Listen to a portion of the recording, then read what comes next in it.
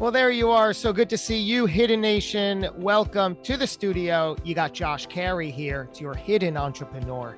Hidden Nation, today we're talking about human plus AI, how it relates to innovation at speed. And to help us through this conversation, we're joined by our guest, AJ Bubb. He is the founder of MXP Studios, where he helps leaders and executives implement innovation at speed. And he's also a fellow podcast host of the podcast, Facing Disruption. Happy to have you here, AJ. Welcome to the program. I am very excited to be here. Thank you, Josh, for having me. I want to talk about innovation right out of the gate. As you see it on the front lines, you're talking to a leader, an executive, a business person. What do we mean by innovation in this regard? Sure. I love this question because no matter who you ask, you're going to get a different answer for it. So let's talk about when I think about innovation, what I think about. Innovation is really the mashing together of different ideas and solutions in a way to solve a problem, right? It's finding a way to experiment and bring something into the world that provides not just value, but meaning to an end customer, right? Or an end user or an individual. When you work with a company to, I guess, implement innovation, I don't know even if that's the right adjective we're talking or verb that we're talking about here. But when you apply this to them, what is the problem or the end goal that you're solving for here? Yeah, this is another great question because a lot of times I'll be approached by leaders who they have this sense that our teams are not being innovative. Our teams are not producing as quickly or as much, or we just need to be working faster. And what they're really asking is like, why don't I have the creative energy and passion coming from my team that I know I need to get out of them? And, you know, many times the assumption there is, oh, I don't have the right people. I don't have the right skills. I don't have something. And less often are people really honest in looking at, well, what is the organizational structures that I have in place? What is the uh, type of community I have in place or the culture I have in place that either is preventing or fostering an innovation mindset.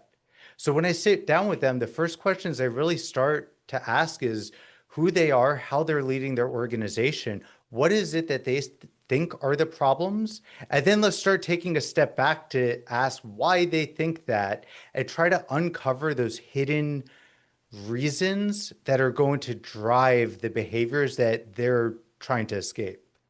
And you implement this primarily through teams, or what are the ingredients you inject?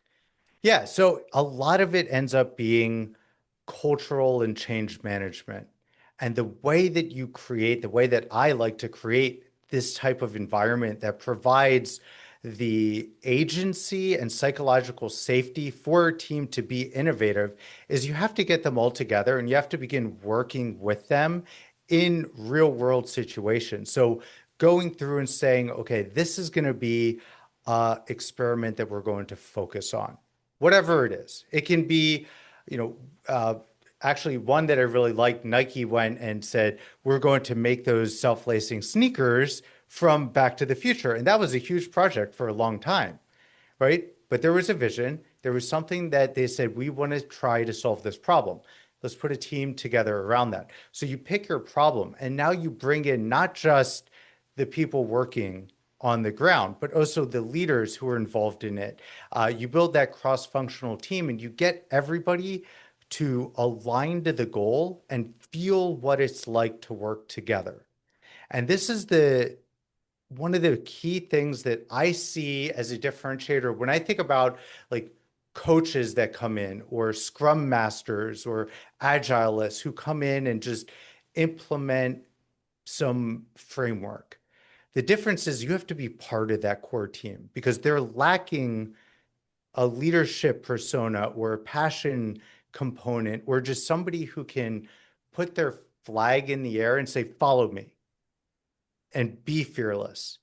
So what I try to do is I try to bring myself and other people in who can fill that void to get the teams comfortable and confident in moving forward. And over time, we pass the baton over and we say, you know how to do this now. And we're gonna stay there and keep coaching you and keep working with you. But this is your thing to do. So it's a bit of a leader, player, coach type of role that we find that you learn by doing, and then they could take it and act accordingly. How did you get into this space? Were you this way as a child? Were you always like, AJ, you're the leader of this playground? You always had this. I was, AJ, you're the problem child What? at school.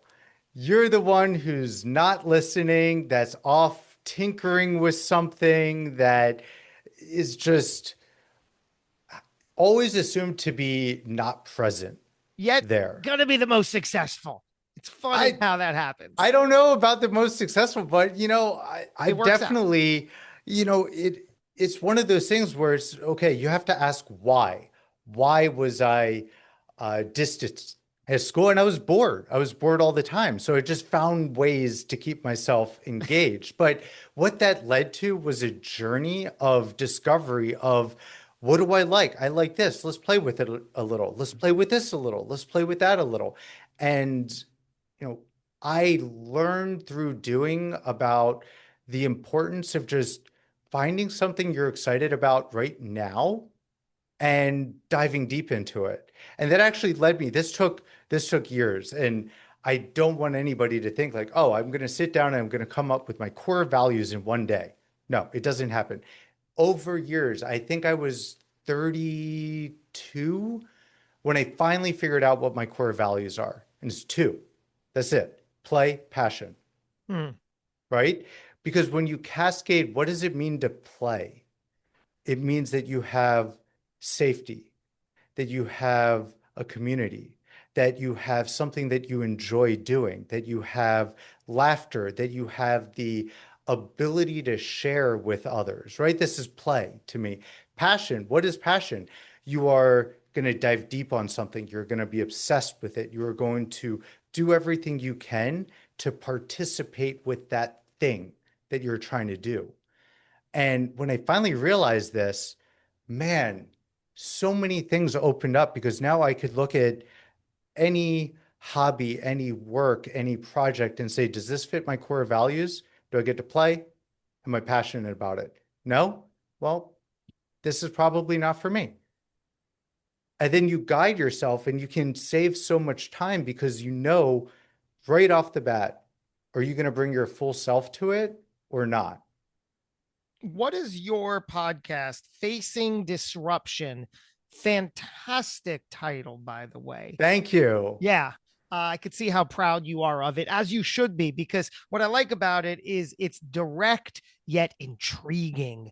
So, what is it actually saying? Yeah, there are three core pillars of content and topics that I focus on. The first one I call the future of. So this is where talking to people in various industries and roles and understanding what are the problems that they're facing today, what is the disruption that they're seeing in their industry, what is the drivers behind that. So, we know about AI disrupting everything, but AI is the thing causing an effect. Okay. And we focus on the effect, what's happening. Then we could talk about how AI or some technology is playing a role. So that's the first one. The second one I call rockstar product teams. And this is all about building those teams that have the desire, ability, and passion to experiment. So really tight knit community teams that are going to raise the bar on building new things. And then the third pillar is the experimenter's mindset, which is all about my personal journey, other people's journeys, where we're all trying to learn similar lessons of how do we think big, act small, how do we conquer fear, how do we stay emotionally resilient, where does fear and mental wellness fall in? So really locking into the struggles of entrepreneurship, like be authentic and raw and talk about, yeah, there's some great highs, but what did it take to get there? And let's go talk to the underdog. Let's go talk about mental health. And you see somebody who's really successful and it turns out that, yeah, they spent 18 months depressed and trying to conquer it. Well, let's hear about that journey because you might be facing it. I might be facing it. And we need to hear more real stories about that so we can overcome it. When you're on the front lines speaking with the business owners about innovation or resilience or adjusting their internal, what are the biggest thing, the one thing that's often at the root of their issue? I think a lot of leaders, justifiably so, assume they know the answer. And that is why something is happening. And secondarily to that, we like to work with people who agree with us.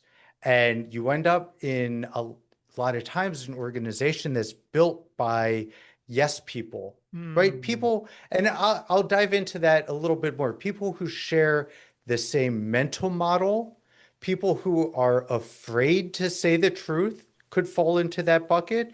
People who are operating on their own agenda and will do whatever that they can to gain your favor. So you Hmm. end up walled off from the reality of what's going on. So a lot of times it just keeps coming back to what is it that you see as the problem and why do you think that? And trying to get into the honest assessment of what's really happening. So how do we avoid this trap? If they can now say, "Oh my goodness, that's me. I must be in that scenario." What's their first step? Asking for honest feedback and creating that door. And Hmm. we see that sometimes the suggestion box, right? Drop your suggestion in is a way of trying to connect from top to bottom. Right. And you need more leaders who are present and willing to listen. I'll give this story. I love this story. So I worked with Accenture for a number of years and moved to San Francisco. We opened an innovation lab there, and the CEO of Accenture, Pierre, came in. He was doing a senior leadership dinner, and everybody, all of the senior leaders, and this is multi-billion-dollar global company, right? This is a huge company. All these senior leaders are in the back of the office. They have a walled off area, silver forks and knives, and really expensive catering. And the CEO walks to our cafe, grabs a paper plate, plastic fork, whatever, I think we had meatballs or something, whatever meatballs, sits down with the analysts. The analysts are 6 months out of school, 2 years out of school, sits down with them and goes to every one of them and says, why did you join the company? What do you like? What can we do better so that you are the best you can? And Seems so he asks, logical. it seems so, and that stuck with me. He didn't ask myself or others because we were too senior. He's like, I don't care about it.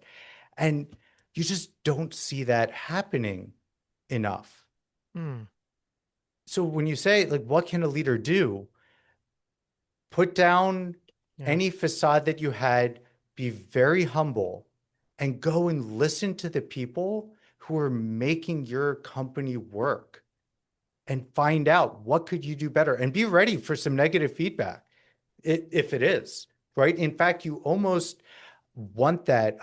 One of the things I do when we're doing discovery around a problem and we're talking to potential customers and users, one of the things I challenge my team, if they go out and they get 50 good positive pieces of feedback, I say go do another 50 until you get a negative one because something is broken in the You're way not that you're getting the full asking. picture. Exactly.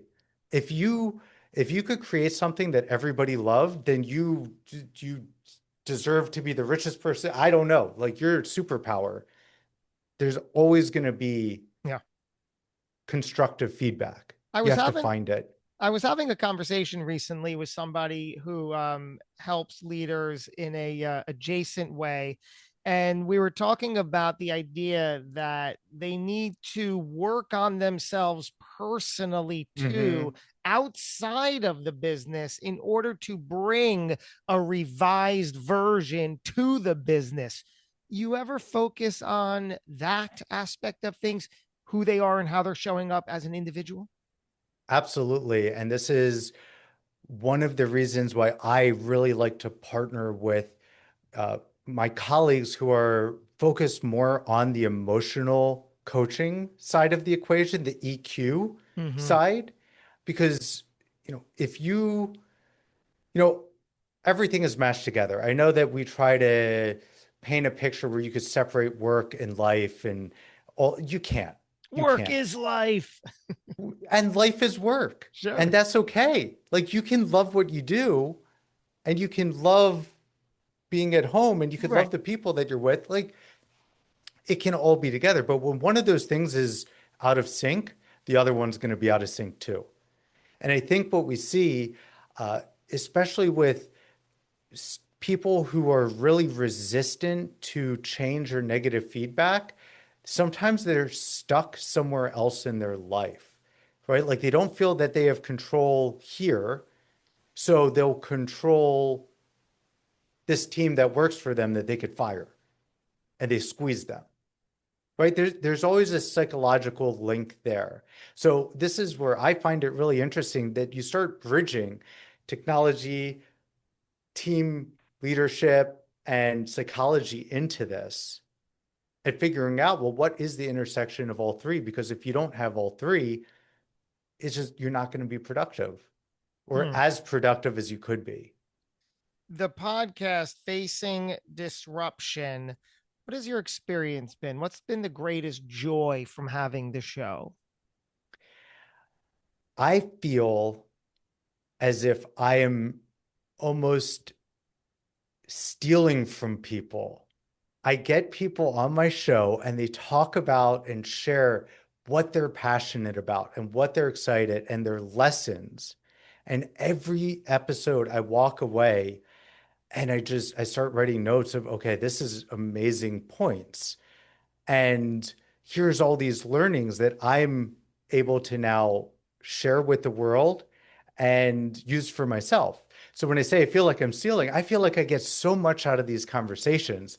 It's like, wow, how can I give it back? Because I feel like I've taken it. But the reality is, I'm also giving friends, colleagues, a place to talk about themselves and what they enjoy. So it's just building the community, building these relationships has been phenomenal. Yeah, I certainly understand as a host myself.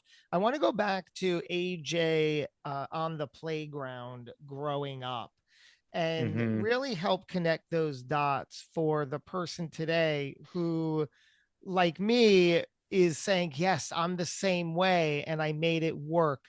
Give me an overview of those days, and how were you perceived by others? I think about this a lot, including in my own therapy and coaching, right? Because our past Oh, sure. doesn't predict your future, but it influences your future. So, growing up, I was the quiet kid and I was picked on a lot. I don't know which came first, being picked on, being quiet, right? But I was seen as the easy target. And that's how I started growing up. And then as I, you know, got older, there was a period of time where I began resisting and pushing back, right? And you can't be bullied forever. But this was in a productive way either. So you went from one unproductive trait to another unproductive trait. And then it was near the tail end of high school and going into college that I met somebody And I said, that's a person that I want to get to know. And that's a person that that's who I want to be. Outgoing, kind of popular, smart, funny. And I said, I'm going to be friends with them. And I just sat down and became friends with them. And I really felt like the more that I could surround myself with the types of people and the types of characteristics that I wanted for myself, the more it came out in me. And like, wow, I can really start to put together the best version of me, which probably was already there, but covered up in a whole bunch of challenges. So how do I get that out of myself? And it takes work and it takes intentionality, and it's not a straight road. So, people who are looking at it the same way, find people that you can role model after, find situations where you can be who you want to be, and then that'll start flourishing. It's just like teaching a team. It's a muscle. It's a muscle that, one, you have to train, two, you have to keep training, because then you go, you train it, and then let's say 6 weeks go by and you didn't go out again and you didn't exercise it, will uh, it will degrade a little bit. So you have to keep at it and keep working at it. Did you have let's say, a cheerleader, a support in those younger years when you were being picked on, as you said? I did. My parents were always very supportive of all of the nonsense that I did. I mean, the, by the time I got to high school, I dropped out of high school at the end of my junior year to go to college. And I came home one day and I remember we were having dinner, we were eating soup. I remember we were eating soup. And I told my parents, I'm going to drop out and go to college. And they didn't even skip a beat. They're like, "Ah, yeah, we get it. Okay. They were just so, this is expected from AJ. Uh, and a week later, I came back. I said, I found a school. They're going to accept me. I just have to do, these couple things. And my dad said, great, we'll support you in it. Right. So they always had my back in a way. It took a while for me to understand and appreciate that, because I was really young and nobody really articulated that this is what it looks like to have your back. And I think that was another lesson, is like, yes, you could have all the cheerleaders, but if you don't know what a cheerleader looks like, maybe sometimes you don't even realize you have it. AJ Bubb, the podcast host of Facing Disruption, the founder of MXP Studios. What is the necessary message that the listener needs to hear today? Don't stop trying. Just every day, keep trying something and keep a journal of all of your wins and all of your losses. The wins, more importantly, because it's little movements that are going to add up to big change. It's not ever going to be this one big, oh, all of a sudden I've made it. You have to keep building it. And it takes resilience to do it. So build the mechanisms to support that and keep experimenting.